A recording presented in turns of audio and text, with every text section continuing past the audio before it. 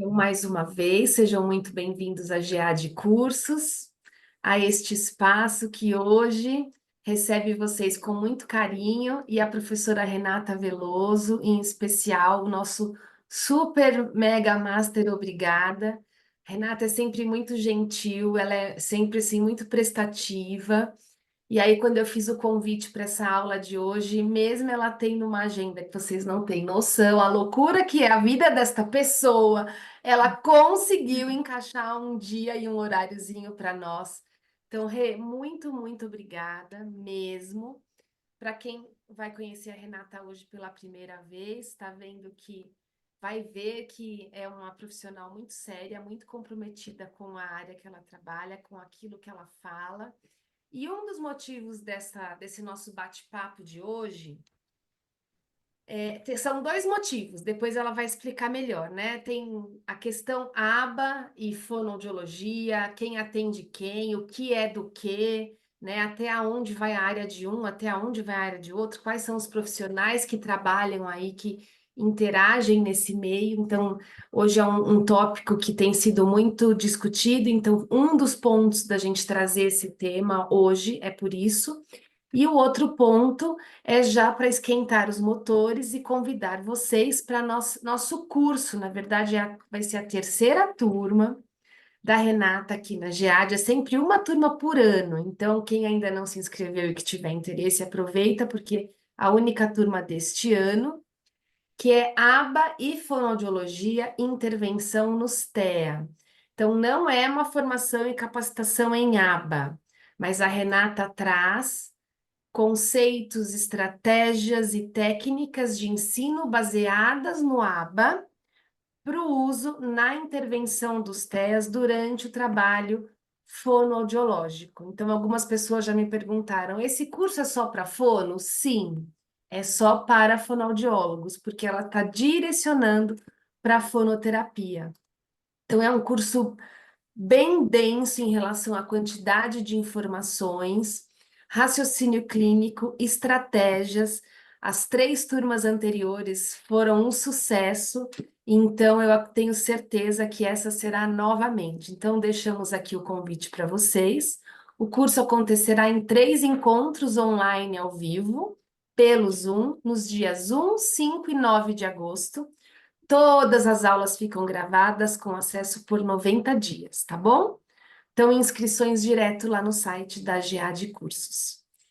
E agora eu abro, então, o espaço para a nossa querida professora de hoje, Uhum. Renata Veloso. Rê, vou deixar você se apresentar e uma ótima Obrigada. aula para nós, viu? Mais uma vez, obrigada. Imagina, obrigada, Raquel, obrigada pelas palavras, né? Você é muito querida sempre. Gente, é um prazer estar aqui com vocês hoje para falar de um tema que é minha paixão, né? É minha paixão falar sobre fono, falar sobre aba. Vou puxar um pouquinho para o autismo, né? Que também é minha paixão, minha área de interesse. E um tema que está sendo muito discutido ultimamente, isso me deixa muito feliz, né? Porque eu vejo que agora, nos últimos anos, a gente tem cada vez mais pensado sobre essa possibilidade de integração, né? Entre a fonoaudiologia e a análise do comportamento aplicada. Eu vou compartilhar a tela com vocês, tá? Como a Raquel comentou, eu sempre separo muitos slides, né, Raquel? Eu sempre separo muita coisa, porque eu fico com vontade de poder trocar, né, com vocês e poder trazer bastante coisa para a gente conversar, discutir. Então, alguns, é claro, eu vou passar rapidamente, eu quero citar para vocês algumas coisas, né, que eu acho que são importantes. Outras a gente fala um pouco mais. E eu pedi para Raquel ir anotando algumas coisas aí de chat para mim, para que eu não me perca aqui, né, no meio da conversa com vocês. E, né, espero que no final dê um tempo para até responder algumas coisas e fiquem à vontade aí para fazer considerações. Raquel, fica à Oi. vontade para me interromper também, Tá. se tiver alguma consideração importante, porque a gente vai direcionando nos slides para o que for importante para todos, Tá tá? bom. É, bom, como a Raquel disse, né, que eu me apresentaria, eu acho importante falar sobre a minha formação para vocês, que é onde leva, né, esse tema que a gente está discutindo hoje. Então, eu sou fonoaudióloga de formação, né, e aí, por esse motivo, eu estou falando sobre fono para vocês.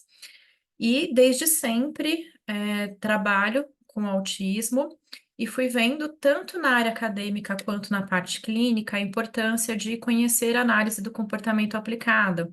Eu comecei a trabalhar com equipes, né, que atuavam com ABA, grande maioria psicólogos, né, lá há anos atrás, e percebi o quanto era importante eu estudar essa área, né? Então, dentro da minha formação, eu fiz o mestrado e doutorado em distúrbios do desenvolvimento pelo Mackenzie, sou de São Paulo, né? Dentro disso, fui fazendo cursos de aba. Depois disso, ainda fiz uma outra pós, uma especialização em análise do comportamento aplicada no Paradigma, em São Paulo, que hoje é o Instituto, e a gente, né, ele modificou o nome. E eu tenho uma titulação também de acreditação como analista, do comportamento pela BPMC, que é aí a organização, que hoje é muito importante aqui no Brasil, né? Uma das organizações que é importante no Brasil que fala sobre análise do comportamento aplicada, fala sobre essa ciência, sobre leis, regras, sobre trabalhos, pesquisas, né? Então, é uma instituição que vem também trabalhando em cima de certificação e acreditação de quem é o analista do comportamento no Brasil hoje. E isso é muito importante, né? Porque nós tivemos um boom aí nos últimos anos sobre aba e a gente vê muitas pessoas falando sobre aba, né? Eu fiz um curso de aba, eu sou supervisor aba, eu sou coordenador aba, eu sou AT, quem que é AT, quem que não é? E aí a gente precisa de uma regulamentação no Brasil para isso, né? Porque o fato é que muitas vezes as pessoas é, trazem uma Não, agora eu tô vendo um titulação para negócio aqui, si peraí. que não são exatamente a titulação adequada. Então, né, por exemplo, um supervisor precisa de uma carga aí de formação importante e para dar orientações necessárias para a família e para os terapeutas, né? Então, a gente precisa sempre olhar para tudo isso. Como a ideia é a gente falar sobre essa integração de fono e de aba, eu preciso falar dos dois, né, junto a vocês. Então, a gente precisa falar um pouquinho de fono e linguagem, falar um pouquinho de aba, para que a gente pense nessa possibilidade de integração. Nós sabemos que a fonoaudiologia, e em especial a área de linguagem, né, uma formação aí dentro da fono, é essencial no trabalho com transtornos do desenvolvimento de forma geral e com autismo nem se fala, né? Quando a gente pensa em TEA, em autismo, a gente tem aí a fonoaudiologia como uma área essencial e nós temos a linguagem como uma habilidade que nos diz muito sobre o prognóstico dos casos que nós atendemos, né? E nos diz muito sobre o que precisa ser trabalhado com os nossos pacientes. Então, nós precisamos sempre olhar com muito carinho para essa habilidade de linguagem, né? A avaliação adequada da linguagem nos dá um possível diagnóstico diferencial, né, para muitos casos, nos indica a severidade do quadro, né? Como eu disse, o prognóstico, e nos traz também a indicação de um adequado planejamento de intervenção. Então, sempre que eu recebo um paciente com qualquer atraso que seja, né? Não só com diagnóstico de autismo, o primeiro passo que eu preciso dar é fazer uma avaliação. Eu preciso de uma avaliação para, em cima disso, determinar o que precisa ser trabalhado, né, com esse meu paciente. Eu jamais vou me basear no diagnóstico. Eu posso até já receber um paciente, ele veio do neuro com um diagnóstico de autismo, é o João de 6 anos. Ele vai ter um planejamento, o Antônio de 6 anos com autismo vai ter outro, né? Então a gente nunca vai se basear somente na idade, a gente nunca vai se basear somente num nome, num diagnóstico. Eu tenho que conhecer esse meu paciente, avaliar e comparar com o que é esperado para a idade dele. O que é importante para este paciente, o que é importante para esta família. né? Então a gente vai sempre olhar para tudo isso.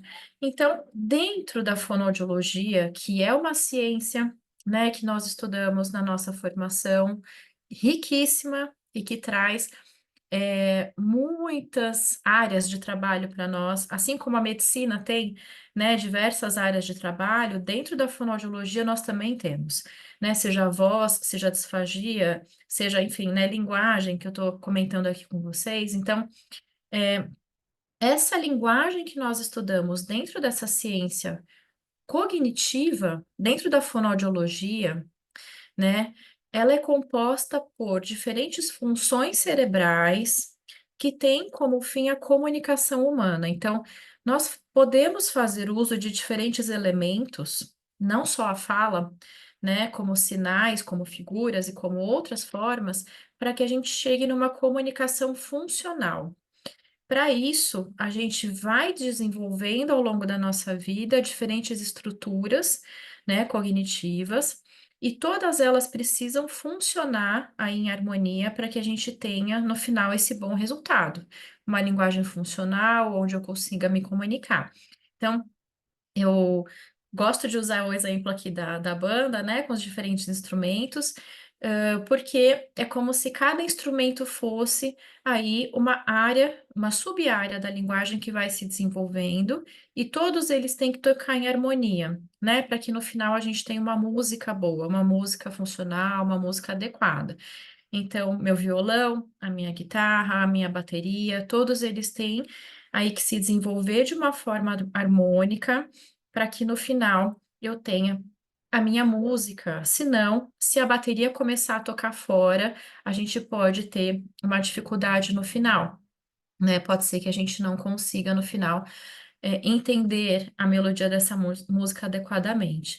Nós sabemos que nós temos muitos subsistemas, né, dentro da linguagem, eu trouxe aqui alguns principais para a gente pensar, que se desenvolvem aí ao longo da vida. E isso, enquanto fonoaudióloga, eu preciso saber, né? Então, nível fonológico, que se refere principalmente ao desenvolvimento dos sons da fala, né, os fonemas. Então, a gente sabe que o bebê vem desde o início apresentando o choro, né, como um meio aí já de comunicação, porque a gente responde para isso, é o choro de fome, é o choro de sede, é o choro de dor. E aí, por volta de 1 ano de idade, as crianças trazem as primeiras palavrinhas, isso vai se aperfeiçoando. Com 2 anos de idade, a gente vai chegando ali nas frases, nível sintático. E então a gente começa a estruturar e organizar isso de acordo com as regras que a gente tem. E dentro do nosso português são muitas, né? Nós temos muitas regras para estudar e conseguir formar uma frase adequada. E aí a gente está falando de nível sintático. O nível lexical se refere ao vocabulário que nós adquirimos e expressamos. Então, tudo aqui é linguagem receptiva e expressiva, né? Então, eu começo a saber o que são as coisas do mundo. Eu sei o que é o cachorro, o que é o gato, que é, né, o morango, a banana. E aí eu começo a adquirir esse vocabulário primeiro, para em seguida poder me expressar. Nós sabemos que crianças de 4 anos de idade já têm um vocabulário numericamente semelhante a de um adulto. Então, esse desenvolvimento de vocabulário se dá muito rapidamente na primeira infância, né? A gente tem aí um boom de aprendizado. E eu preciso dar um significado para esse vocabulário, né? Eu preciso agrupar ele de alguma forma para que eu entenda o que o mundo está dizendo. E aí a gente está falando de nível semântico. Então, eu começo a categorizar os animais, as frutas. Eu vejo alguém falando de cachorro, eu vou lá, puxo na caixinha, né, de animais. Opa, cachorro, animal, tá, entendi, né? É disso que você está falando.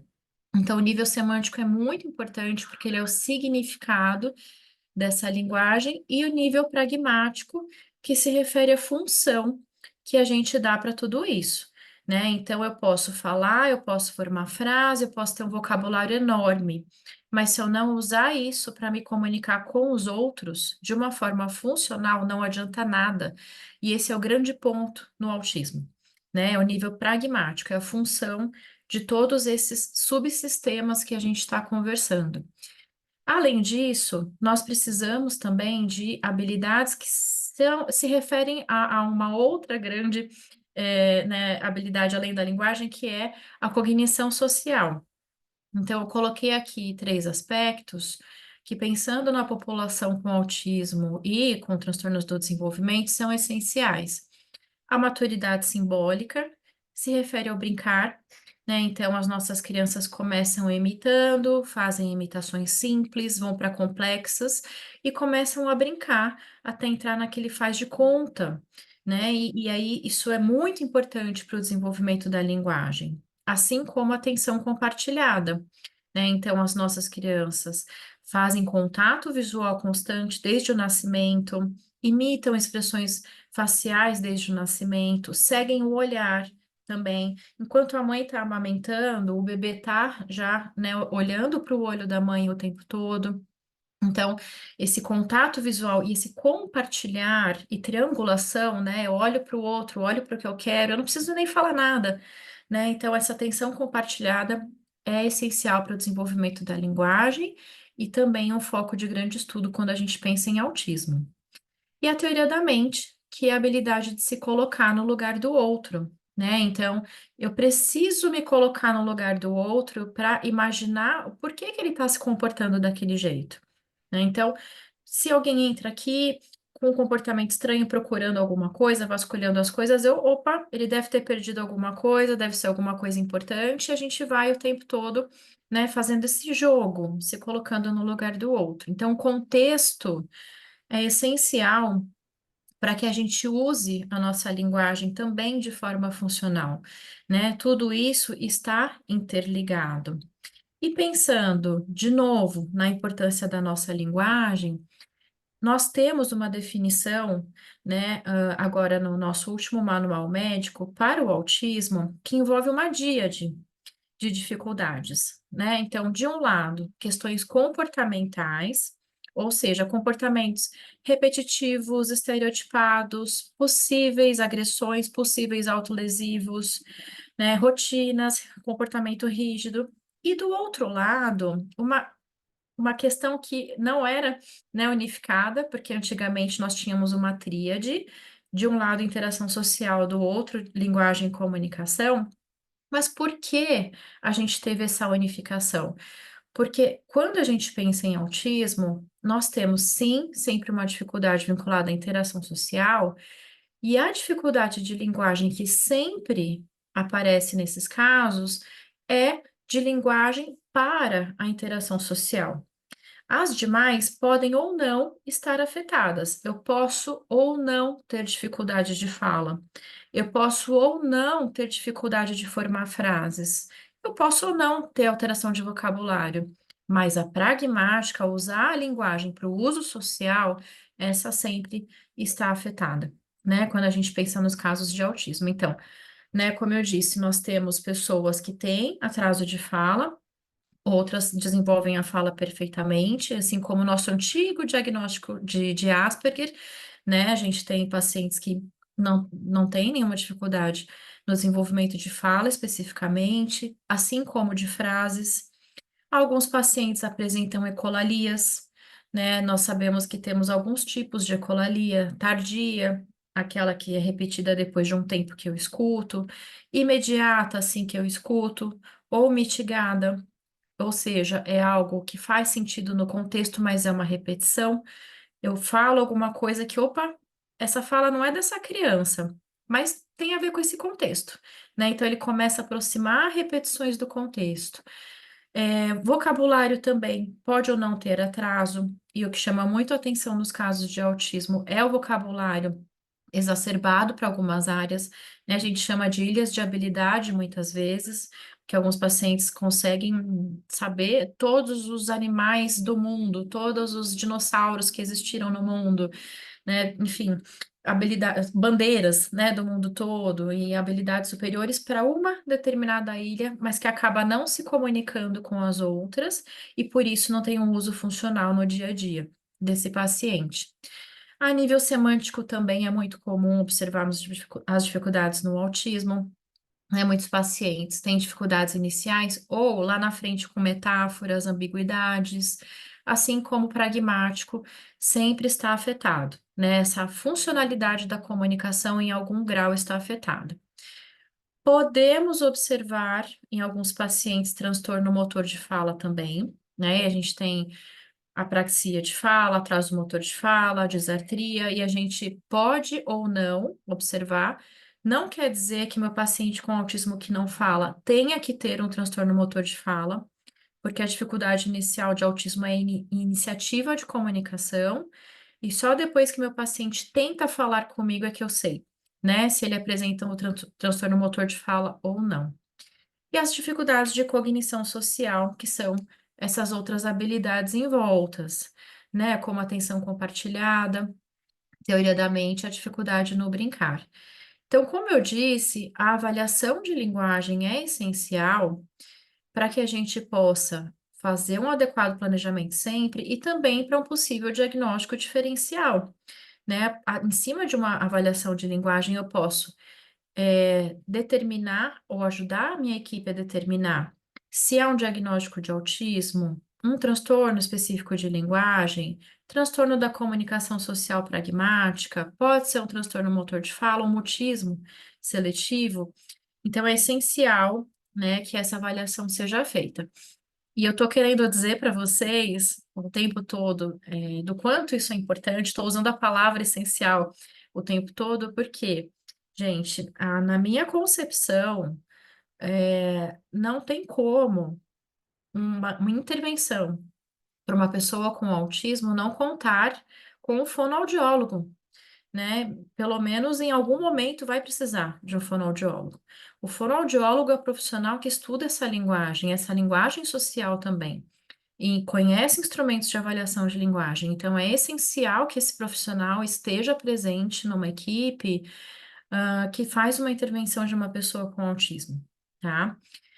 E agora aqui, pensando em processo, e esse processo aqui eu quero propor para vocês como um processo que deveria estar presente na intervenção fonoaudiológica e também na intervenção baseada em aba, né? Então, um fonoaudiólogo precisa começar por uma avaliação, ele precisa montar um planejamento de intervenção, um PEI, enfim, a gente tem diferentes nomes por aí para planejamento, mas né, um plano de ensino individualizado, ele precisa de alguma forma ter um registro do que ele está fazendo e fazer um acompanhamento do desempenho do paciente para que ele possa dizer, opa, atingiu, não atingiu o que eu quero, para onde eu vou, para onde eu não vou, e aí fazer uma nova avaliação, né? Então, esse processo precisa acontecer o tempo todo. E na aba, gente, na análise do comportamento aplicada, é exatamente isso que tem que acontecer, certo? Então, também a gente precisa fazer a avaliação para começar, eu preciso montar um planejamento de intervenção, o meu PEI, ou PIC, Plano de Intervenção Comportamental, eu preciso registrar desempenho, analisar esse desempenho para depois de um tempo fazer a avaliação novamente. Então, aqui a gente tem um ponto em comum, a meu ver, né? Porque a gente precisa de alguma forma ter esse acompanhamento dos nossos pacientes para que a gente possa dizer aonde o paciente está caminhando, onde ele não está, o que precisa mudar, o que não precisa. E aí, pensando em avaliação, nós temos avaliações hoje, tanto dentro da fonoaudiologia, quanto dentro da análise do comportamento aplicada, né, que visam linguagem ou comportamento verbal e que são essenciais aí para que a gente possa determinar um bom planejamento.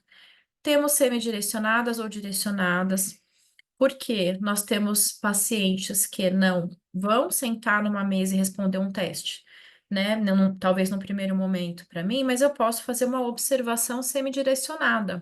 E aí nós temos testes e avaliações que visam essa observação. Assim como temos medidas mais direcionadas com testes.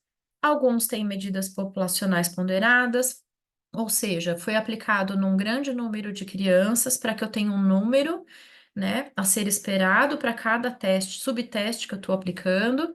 Outros não, e se baseiam em literatura, e nós temos um número grande de literatura aí de desenvolvimento típico, né, para nos basearmos.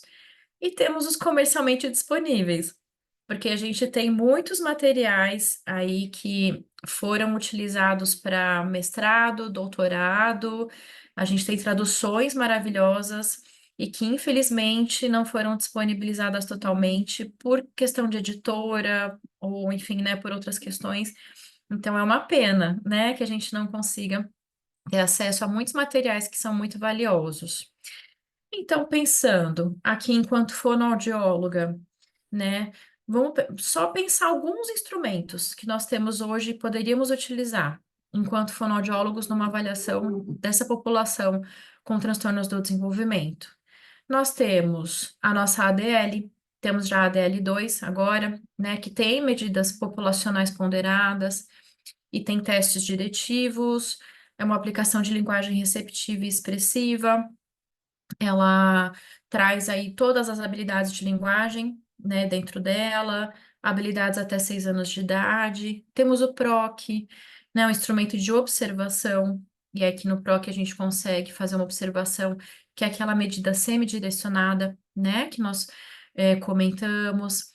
Temos alguns livros também com testes à venda, como o da Alessandra Seabra ou do Capovilla, que envolvem testes de vocabulário receptivo, vocabulário expressivo, consciência fonológica, leitura escrita, matemática, dentre outras habilidades. O nosso ABFW, né, teste de vocabulário expressivo, que traz tanto parte de vocabulário, quanto de fonologia, quanto de pragmática, que é riquíssima, né? E é muito importante na população com autismo, com um número gigante de figuras, né? Figuras bem ilustradas e que podem ser utilizadas. Então, nós temos várias possibilidades, pensando só aqui alguns testes, né? Para que a gente use dentro de uma avaliação fonoaudiológica.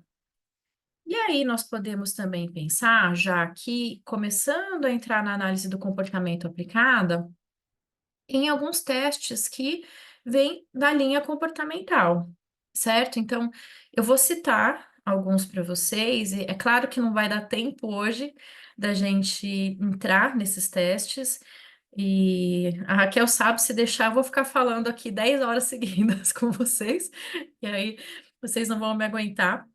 Então, eu quero citar para vocês alguns que são aí mais utilizados, baseados em aba, tá? Então, nós temos um primeiro livro aqui, né, que de uma pessoa que foi referência em aba no Brasil, que é a Margarida Windholz. A Margarida lançou o Passo a Passo, Seu Caminho, em 88, foi lançada uma revisão em 2016. Esse livro traz, gente, ele está à venda, né? E ele traz várias habilidades a serem avaliadas nas crianças que chegam, né, para a intervenção. É baseado em aba. E aí, ele vai dando tarefas a serem cumpridas para as crianças, para que eu possa pontuar. Faz, não faz, em que nível essa criança tá ou não tá, e em cima disso eu possa fazer o meu planejamento. E aí, só uma coisa que eu vou falar para vocês depois, mas eu já quero falar agora.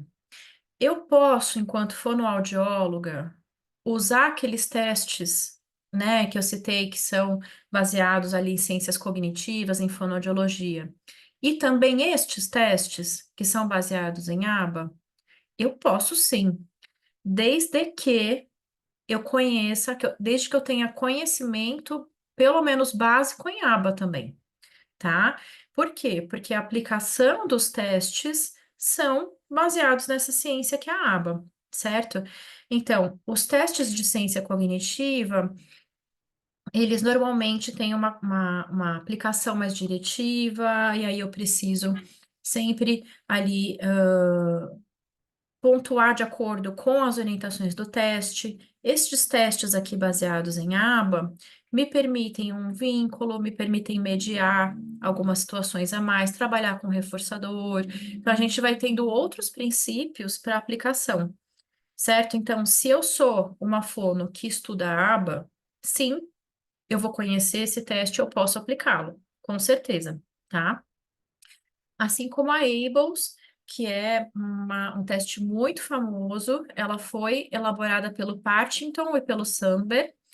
O que está à esquerda é o Partington e à direita é o Sandberg. Eles são profissionais e pesquisadores muito importantes na área de comportamento verbal. Eles estudam há muito tempo, tem muitas pesquisas na área, né? E a ABLS foi revisada pelo Partington em 2006. A ABLS é gigante, gente, gigante. No curso eu vou poder falar um pouco mais sobre ela, a gente vai ter um pouco mais de tempo, mas ela tem habilidades que a gente chama de A a Z. Cada letrinha do alfabeto é uma habilidade de verdade para ser avaliada, e a gente monta um gráfico, né, de resultado indicando aí o que meu paciente sabe ou não sabe. Esse livro eu quis citar para vocês porque é um livro também do Sandberg e do Partington, né? Que traz muitas referências para intervenção em linguagem baseada em aba, tá? Então, para quem tem interesse na área, gente, vale muito a pena adquirir esse livro. Infelizmente, a gente não tem em português, mas vale muito a pena. Ele traz dicas de intervenção para a linguagem, por onde ir, como atuar em cima dos operantes verbais, então é bem interessante. E tem um capítulo também sobre avaliação, que é o capítulo 2, né, que traz algumas considerações para avaliação. No entanto, essa avaliação que eles colocaram nesse capítulo é só um comecinho da nossa grande VBMAP. Então, a minha sugestão é a VBMAP. Ela é muito mais completa, né? Então, a VBMAP, que é a sigla para Verbal Behavior Milestones, né? Assessment Placement Program, ela é de 2008. O Sandberg, que ajudou lá o Partington na ABLS, elaborou a VBMAP e ela é muito utilizada hoje no mundo todo, né, para avaliar as nossas crianças. Vejam, gente, o nome é avaliação de comportamento verbal. Então, a gente está falando de linguagem, certo? É, tem medidas para até 48 meses, e dentro da VBMAP, a gente tem 5 componentes, que são esses aqui: marcos, barreiras, transição, análise de tarefas, metas e PEI. Nós ouvimos muito falar principalmente de dois, os marcos e as barreiras, porque os marcos são habilidades. O que que meu paciente faz ou não faz, e são habilidades essencialmente de linguagem, gente, tá? E as barreiras são, aí, como o nome diz, barreiras que interferem no aprendizado do meu paciente. Então, o que impede meu paciente de aprender? Então, é bem legal porque a gente vem pontuando na VBMAP habilidades e dificuldades, que é a nossa ideia. O que que eu tenho que pôr no meu planejamento? Né? Coisas a desenvolver e coisas a reduzir. Então, a gente tem a VBMAP à venda, os manuais em inglês, temos a tese da Carolina Martoni, que está disponível também em português, e já temos hoje um aplicativo em português, finalmente. Ele é recente, tá? Mas já temos, é um aplicativo que tem já a indicação dos marcos, a gente vai preenchendo, é muito mais fácil, né, claro, para preencher, porque a gente só vai pontuando lá no aplicativo e ele já vai gerando gráfico sozinho para você. Eu sou da época do Excel, né, para fazer o gráfico da VBMAP. E eu confesso para vocês que eu acho que isso faz a gente entender melhor a VBMAP, gente. Você ter que olhar, anotar cada resposta do paciente, para depois pensar no gráfico, faz a gente raciocinar muito mais em cima, sabe? Então é bem interessante. Uma das habilidades que é avaliada na VBMAP, gente, é o que a gente chama de ecoico, certo? E eu achei legal citar para vocês aqui, quando a VBMAP foi traduzida para o português, alguns anos atrás, eu fui convidada para fazer a tradução e adaptação da parte de ecoico da VBMAP. E por que que eu acho importante falar para vocês? Não é porque sou eu, é porque é uma fono, né? Então, é justamente para dizer para vocês, gente, a VBMAP é baseada em aba, é analista do comportamento que usa, certo? E a gente tem uma competência lá que quem faz a tradução e adaptação é um fono. Então, essa integração é essencial. Quem é que pode dizer qual fonema vem primeiro? Que palavra tem que ter antes ou depois, seguindo uma ordem de complexidade? É o fono, né? Então, essa integração tem que acontecer, né? Isso aconteceu na VBMAP também. O Denver também é uma avaliação muito utilizada para quem vai trabalhar, né, com esse protocolo. E o Denver é baseado em ensino naturalístico, que é uma das possibilidades de estratégias, né, baseadas em aba. E ele tem várias competências a serem olhadas, né, que são essas que eu coloquei aqui para vocês, e é indicado para intervenção precoce, né? Então, o Denver é indicado para crianças até 4 anos de idade, mas o que eu tenho a dizer para vocês é: nunca um modelo único vai suprir tudo para todos. Então, nunca um modelo único vai ser o bastante para qualquer criança de até 4 anos de idade. Eu preciso avaliar. Avaliar, entender o que este meu paciente precisa. Vai ser Denver? Vai ser outra coisa? Depende, né? E temos muitos materiais para repertório social, gente. Então, pacientes que vêm num quadro mais leve, começam a desenvolver bem linguagem, e aí a gente começa a observar mais dificuldades na linguagem pro uso social, né, que são os quadros normalmente de nível 1, né, os quadros mais leves, precisam de protocolos também mais complexos. Então, nós temos esses questionários de repertório social, como a SocialiSave, que é são 110 perguntas ali para eu, tanto em entrevista com os pais quanto em observação direta com a criança registrar. Cumprimenta quando chega, se despede quando sai, pede as coisas, né? E aí vai tendo várias coisas para a gente olhar. Então, a Social Save é um, Social Skill Solutions é outro, são materiais que estão à venda. A gente tem traduções livres, né, em cima desses materiais por aí, mas ainda nada oficial. Então, Social Skill Solutions também é o mesmo esquema. Social Skills Training é o mesmo esquema também, tá? Todos eles estão à venda em inglês e são questionários para que a gente siga. E eu quis citar para vocês também a AFOS, que é uma avaliação que envolve crianças mais velhas, adolescentes e adultos, e que tenta pegar mais aspectos funcionais do dia a dia. Então, ela é bem legal porque pega atividades do dia a dia, por exemplo, uso de toalete, alimentação, escovação de dente, para que a gente entenda o quanto o paciente é autônomo e o quanto é importante olhar para esses aspectos também, certo? E aí, então, depois de uma boa avaliação, eu vou elaborar o meu planejamento, né, para que eu possa seguir com registro e desempenho. E aqui eu quero falar um pouco mais de aba com vocês.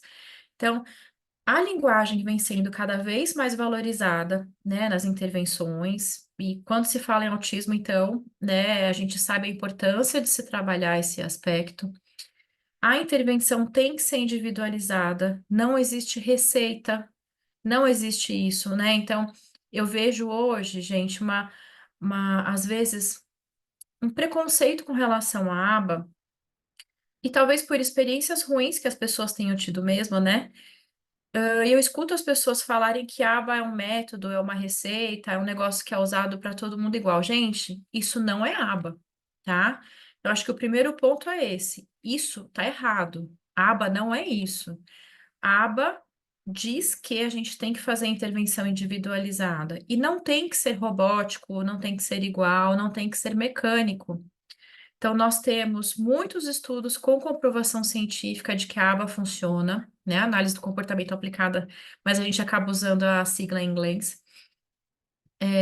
Diz o quanto, quando a gente trabalha com linguagem, a gente tem que ter jogo de cintura, o quanto a gente tem que olhar para o contexto, né? Então, não é nada disso, né? Que a gente acaba vendo muitas pessoas divulgando de forma errada. É possível, então, uma integração entre a fono e a aba? Sem dúvida, gente, sem dúvida, né? E é isso que eu quero dizer para vocês, e é o que eu faço no meu dia a dia, né? Essa integração. Então, muitas pessoas me dizem, mas você é fono ou você é analista do comportamento? Eu sou os dois, né? Eu sou os dois e eu não deixei de ser fono porque eu passei a estudar aba também. E não deixei de estudar fono também, né? A gente tem que estudar o tempo todo, para sempre, né? O que, então, é indicado hoje quando a gente pensa em linguagem, autismo e aba? Intervenção precoce, sem dúvida, né? Significa que um adulto não vai se beneficiar? Claro que não, né? Um adulto vai sim se beneficiar, mas a gente consegue mais resultados sempre que a gente começa mais cedo. Intensiva individualizada. Gente, intensivo não significa colocar 40 horas meu paciente numa mesa de trabalho. E esse é outro caminho errado também, né? A aba, ela abarca todos os contextos do paciente. Por isso a gente tem um trabalho intensivo, porque eu vou orientar a pessoa que está com ele na escola, eu vou orientar os pais, eu vou orientar os terapeutas. Todo mundo vai trabalhar e tudo isso são horas de estimulação para o meu paciente, ela acaba sendo intensiva. Como eu disse, individualizada, eu preciso registrar sim.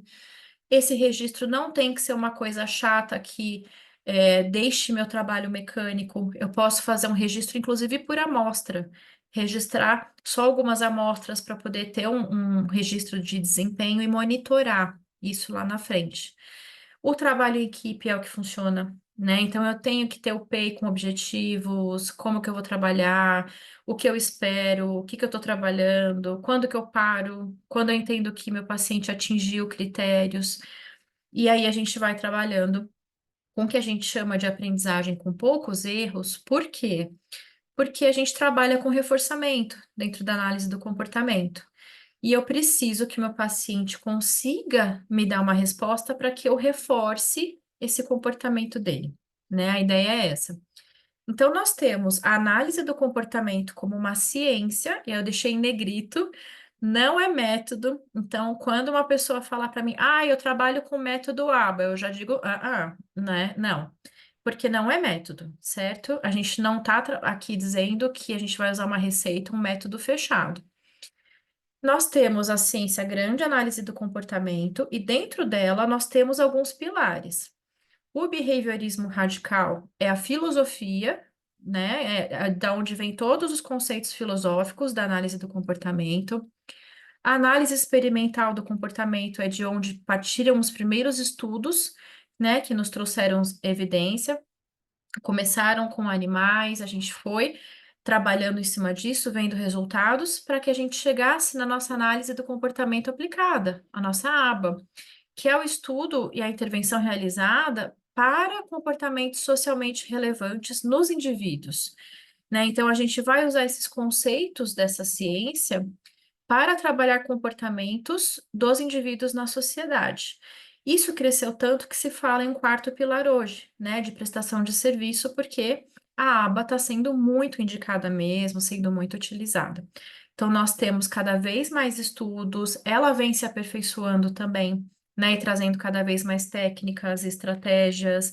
Então, a gente vem também aperfeiçoando, graças a Deus, né, essa ciência, né? E a ideia é que isso aconteça para sempre. Então, eu preciso, para que eu seja um analista do comportamento, estudar muito essa ciência também, né? Então, nós temos pós-graduações em aba. Quem pode fazer a pós em aba? Todos os profissionais de educação, da saúde, nós podemos fazer a pós-graduação em aba, tá? Não é só o psicólogo.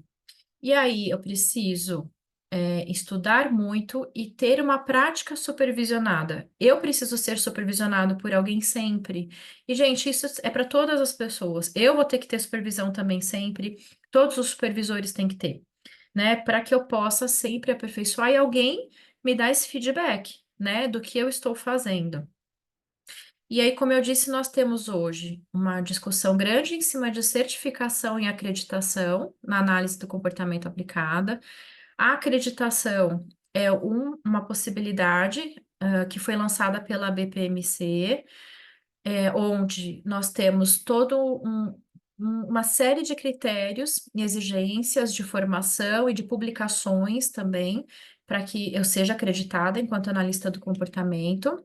E a certificação, nós temos internacional, certo? Como o QBA, e temos a certificação da BPMC já também, que saiu há pouco tempo. Eu participei, de um grupo de pesquisa da certificação e é muito interessante. Dentro disso, nós temos as possibilidades de ser um supervisor, coordenador ou AT, o atendente terapêutico, aí na aba, né? E aí a gente, dentro da certificação, vai lutar por este título. né? Então, mostrar o quanto eu já estudei, o quanto eu tenho de prática supervisionada, fazer uma prova para que isso diga se eu realmente estou habilitado para que eu possa atuar dentro da análise do comportamento. Eu achei legal trazer para vocês essa pizza curricular, gente, porque nós temos, que ela está neste livro, né, uma das pessoas que fez a tradução foi a Margarida Winhols. Nós temos aqui a pizza curricular, que é famosa na análise do comportamento, de habilidades que estão dentro do guarda-chuva da aba. Vejam, a gente olha para habilidades acadêmicas, sociais, motoras, autocuidado, brincar e linguagem.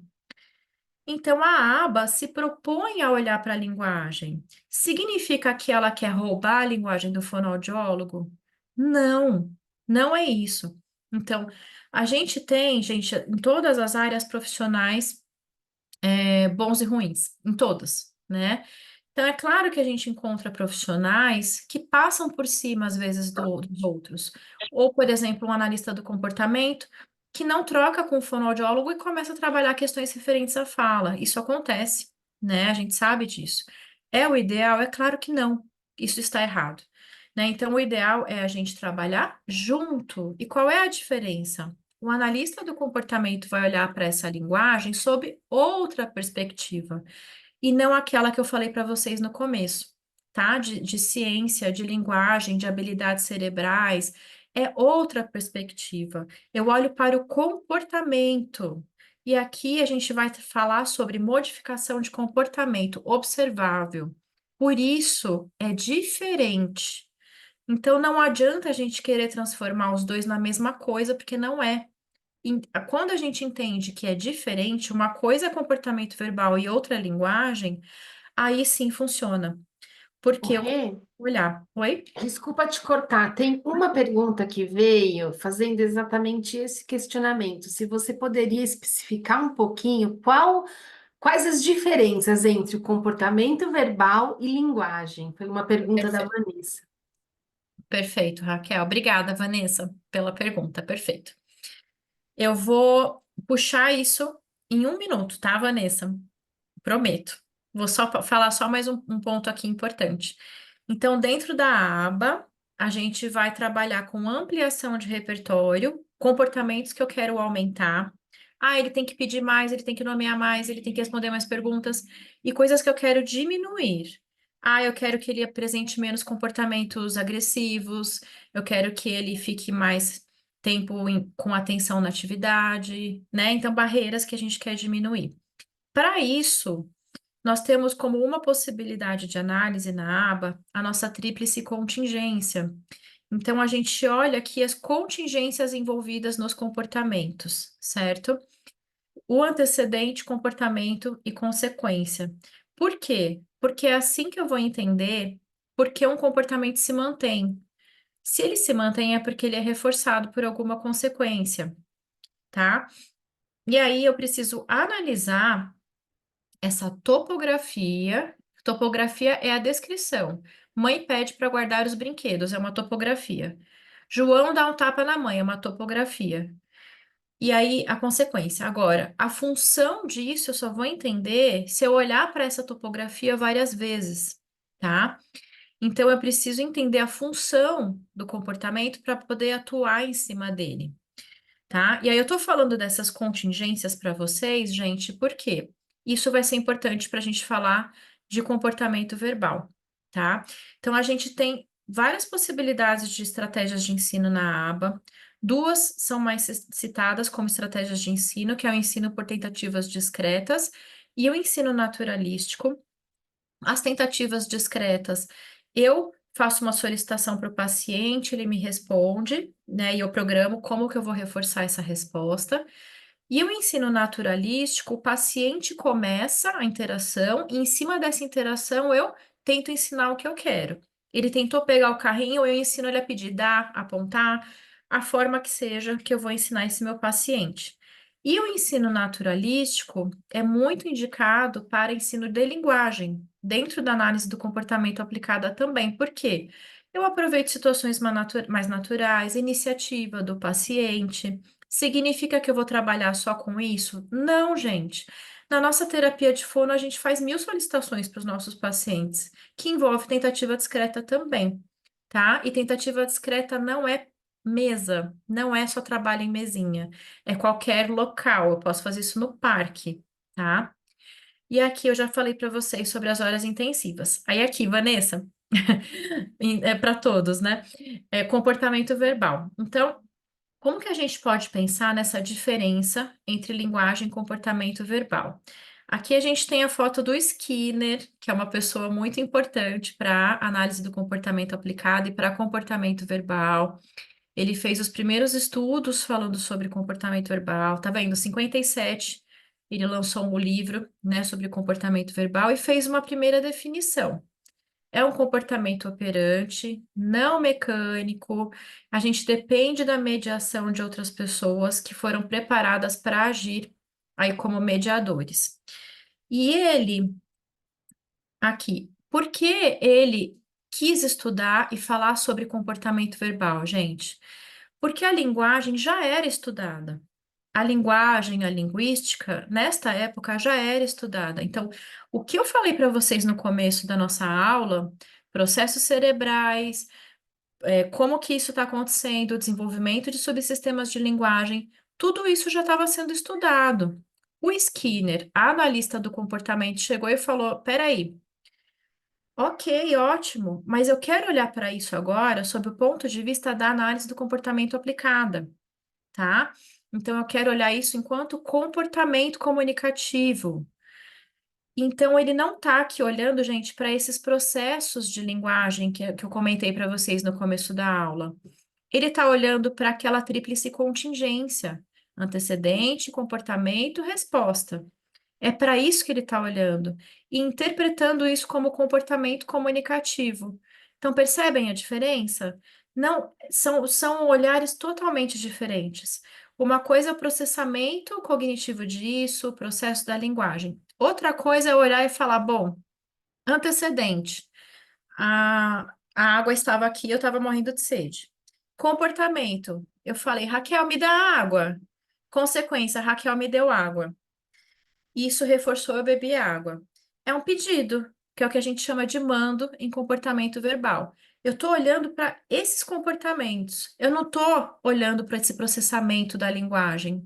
Então aí tá a diferença, gente, tá? Significa que um é melhor que o outro? Claro que não. São formas de interpretação diferentes, certo? E é importante a gente conhecer as duas formas para que eu possa olhar para os dois.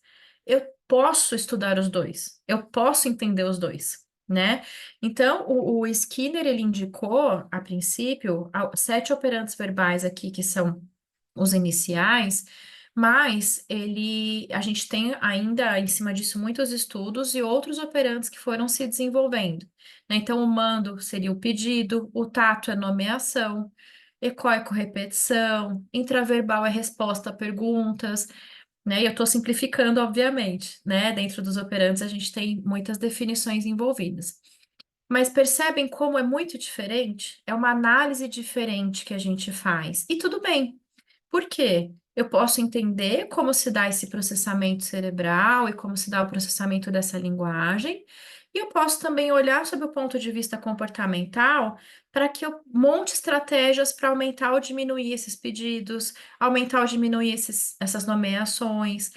E eu vou sempre precisar olhar para essa tríplice contingência aqui para entender a função e de qual operante verbal eu estou falando.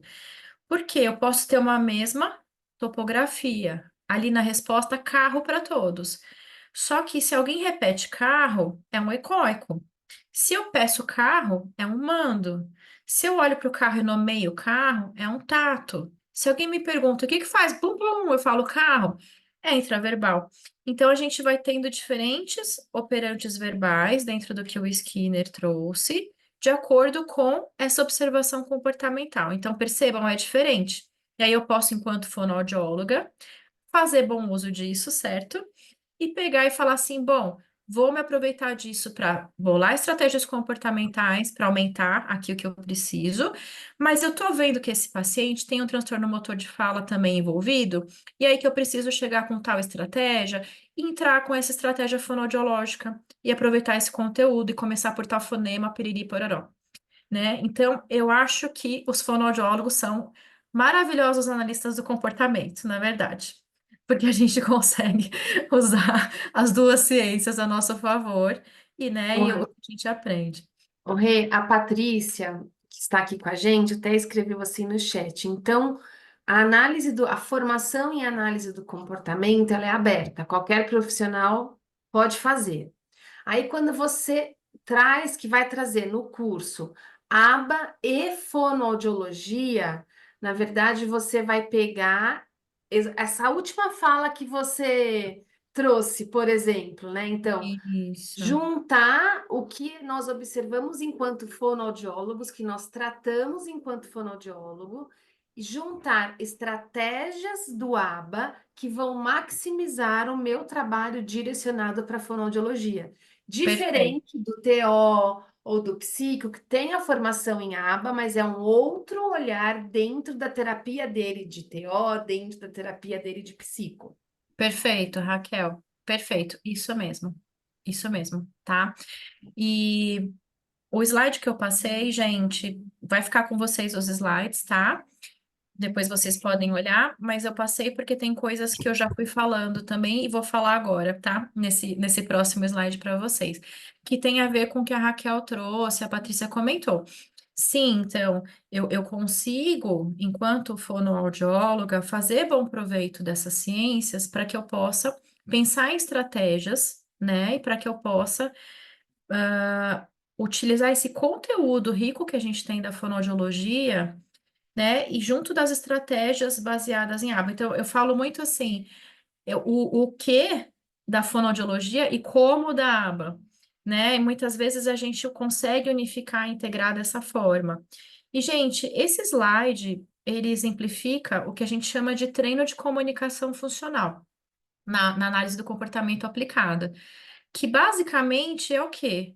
Eu tenho, quando o meu paciente apresenta um comportamento interferente, eu preciso fazer o quê? Ensinar ele a se comunicar. É isso.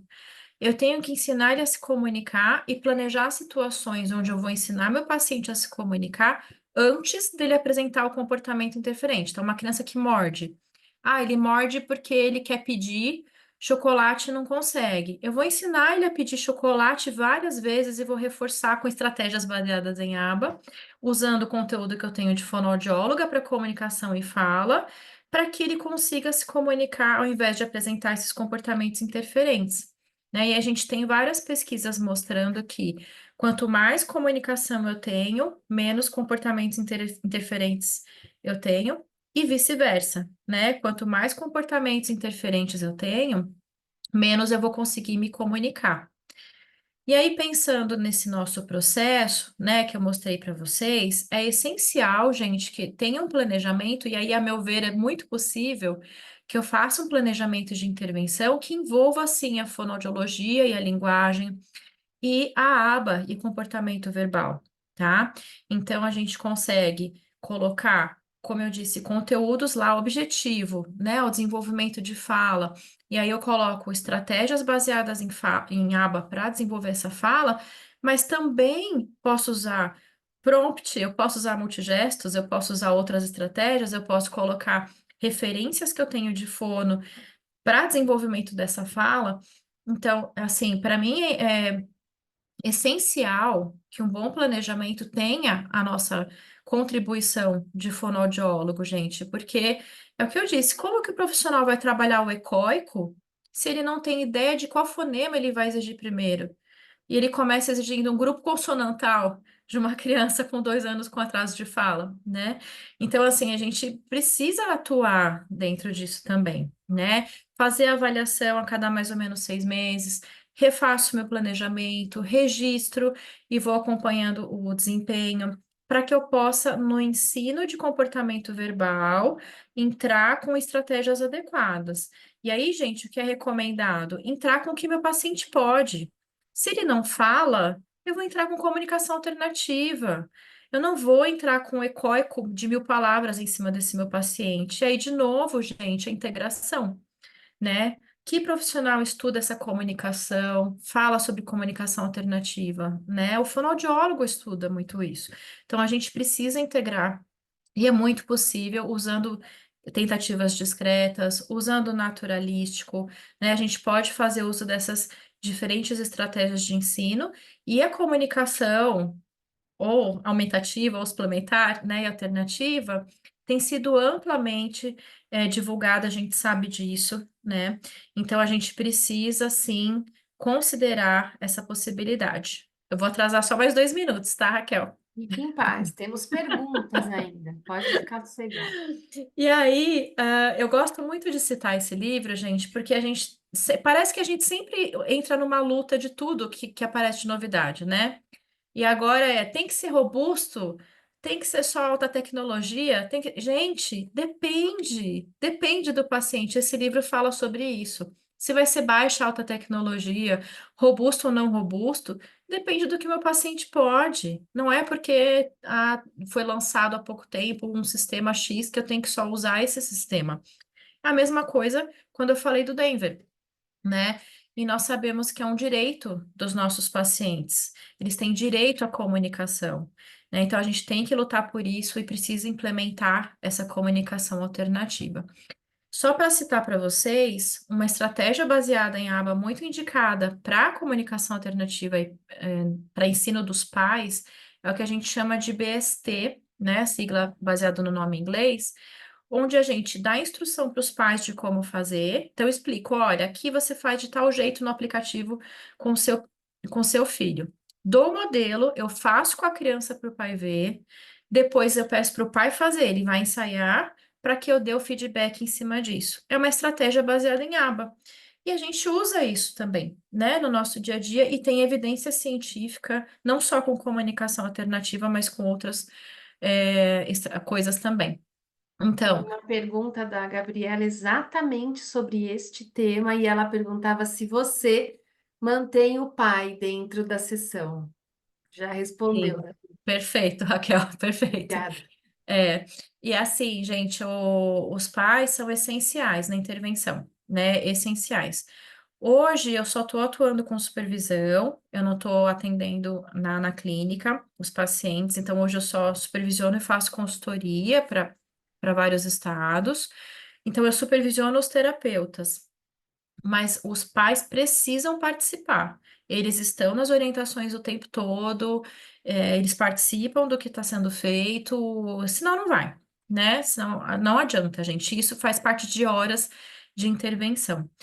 E então é possível essa integração porque eu vou usar as estratégias baseadas em aba, estratégias com evidências, técnicas de ensino, planejamento e todo o meu conteúdo da fonoaudiologia, estímulos, ordem cronológica de aquisição, avaliações específicas que só nós podemos fazer, né? Como, por exemplo, vinculadas a transtorno motor.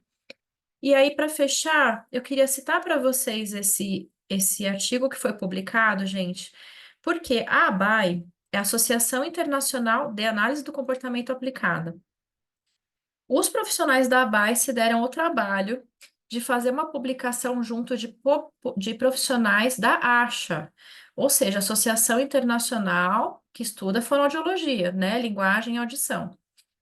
E aqui nesta publicação, eles estão dizendo que, gente, a gente precisa tanto do fonoaudiólogo quanto do analista do comportamento no trabalho. E estes profissionais precisam se conversar. Eu posso ser um fonoaudiólogo, como eu sou, que estuda a aba e que quer se formar e que quer se certificar? Sim. Eu posso ser um fono que não vai fazer tudo isso, mas estuda a aba para poder integrar a equipe e trabalhar junto nas estratégias. E ok, né? Mas é importante que a gente se respeite e a gente se integre, que esse trabalho seja feito em conjunto, de ambas as partes, né? Não só de uma, mas de ambas as partes. E esse artigo foi feito pensando nisso. Obrigada, gente, pela atenção de vocês. Merece uma salva de palmas essa professora, gente. Resolveu aí Ah, no Manu, chat. Mas as pessoas estão escrevendo, parabenizando, dizendo que gostaram, que sua didática é ótima. E a Samanta já quer marcar uma supervisão, tá assim, por Ah, favor, pelo amor de Deus. desculpa falar tudo, né? Mas eu Mas queria você muito falar essas conseguiu em informações todas. uma horinha, olha. Ó, nós temos aqui três perguntas, mas antes que quatro, é que uma delas é sobre a questão do conteúdo que você vai trazer no curso que começa dia primeiro, que é se com o curso ela vai ter embasamento para conseguir avaliar a criança com TEA e definir quais estratégias do ABA que você vai trazer no curso que ela vai conseguir integrar na terapia. Tá. Gente, eu vou dar um spoiler, Pode nem sei dar, se eu posso. Mas pode. eu combinei com a Raquel de nós fazermos dois cursos, tá? Então, nós teremos esse primeiro curso, onde sim, tá? Nós teremos já várias estratégias que vão ser divulgadas nesse curso, que poderão ser utilizadas sim, tá? Então, esses temas que eu trouxe hoje para vocês, eu vou aprofundar todos no curso. Então, a gente vai falar de cada operante verbal, vai entrar nas estratégias de ensino, vou citar as técnicas de ensino, e é possível já utilizar sim. Mas não dá para fazer uma formação ultra profunda, porque são muitos conceitos para a gente estudar. Então, eu combinei com a Raquel que a gente vai ter depois um segundo curso avançado, onde eu vou aprofundar mais ainda os conceitos, tá? Mas já vai dar para utilizar bastante coisa, sim. Obrigada, Rê. Quem, Imagina. para fazer o avançado, tem que ter feito esse primeiro, porque a Tem. gente não vai repetir a base do primeiro, é para aprofundar o que foi dado E, no primeiro e trazer novos conceitos e novas estratégias, tá? Quem e já fez nas turmas anteriores, só fique atento que assim que a gente abrir, eu aviso vocês, tá bom?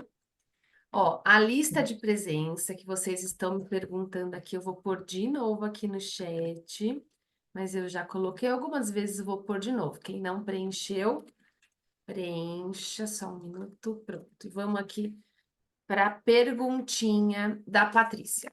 Para trabalhar com autismo, precisa ter especialização em aba, ou com este curso já teremos uma base para trabalhar com autismo? vocês, vocês vão já ter uma base nesse curso, tá? Para trabalhar assim, é possível, tá? Mas com esse curso, vocês não podem já conseguir uma certificação maior como analista do comportamento, tá? Então, para uma certificação, como analista do comportamento, a gente precisa de um número maior de horas e de disciplinas, e aí uma especialização realmente vale a pena, né? Eu recomendo, mas com esse já dá para a gente ter aí várias estratégias para usar sim, tá?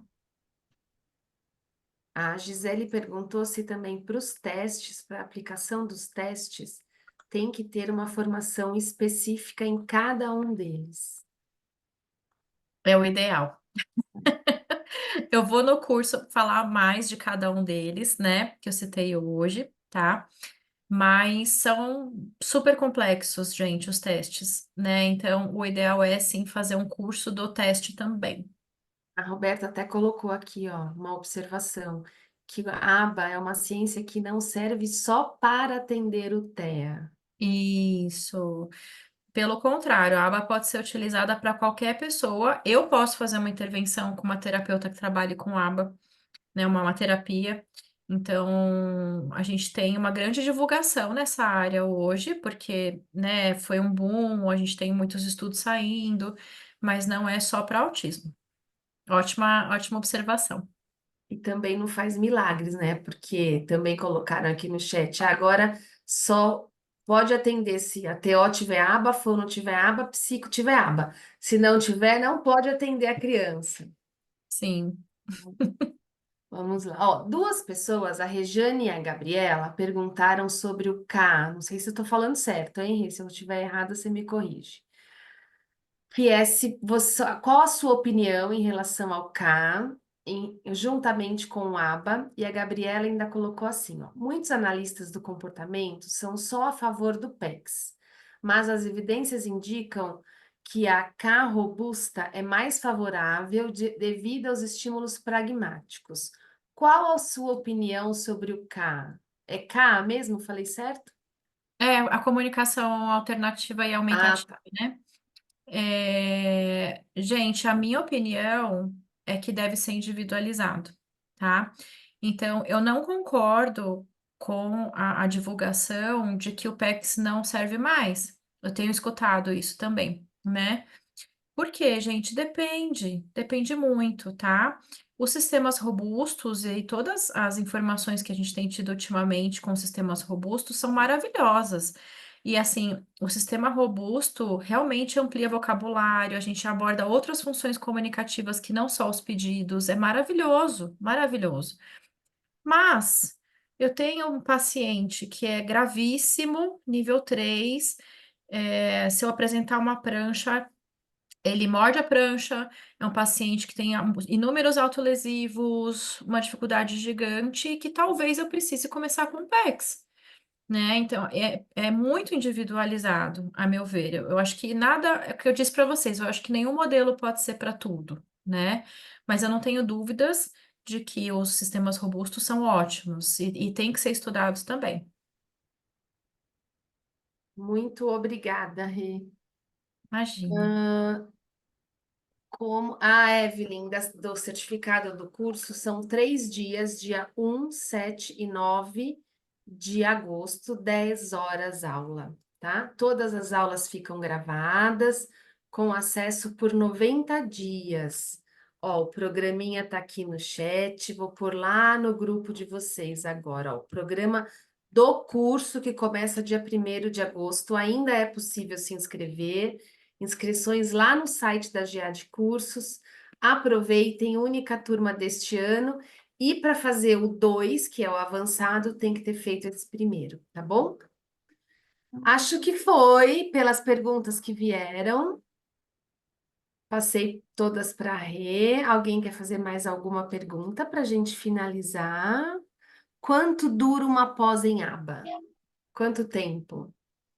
Olha, especialização, normalmente 2 anos. Mestrado temos de 2 anos a 4 anos.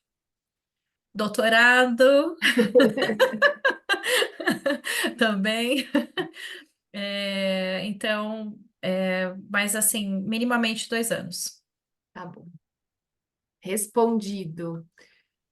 Acho que o pessoal gostou. Conseguimos em 1 hora trazer conteúdo. Muito bom.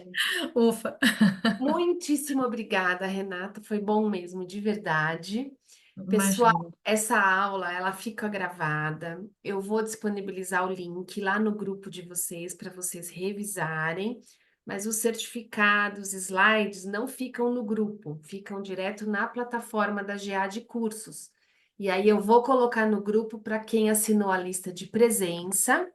O acesso amanhã à tarde eu coloco lá no grupo como vocês vão acessar e por quantos dias fica liberado, tá bom? Vou pôr de novo aqui a lista de presença. Quem gostou, depois posta lá, marca Renata, marca GA de Cursos, põe nossa fotinho lá, Isso. tem as pessoas para assistir.